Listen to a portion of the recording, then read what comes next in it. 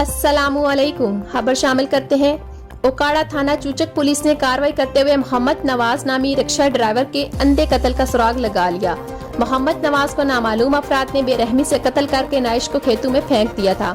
इतला मिलने पर पुलिस ने मौका पर पहुंचकर मकतूल की डेड बॉडी को पोस्टमार्टम के लिए अस्पताल मुंतकिल किया।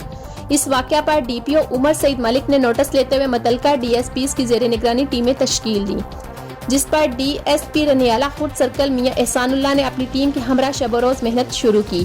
पुलिस ने साइंसी बुनियादों और जदीद टेक्नोलॉजी की मदद से मोहम्मद नवाज कातिल अली हसनैन को गिरफ्तार कर लिया।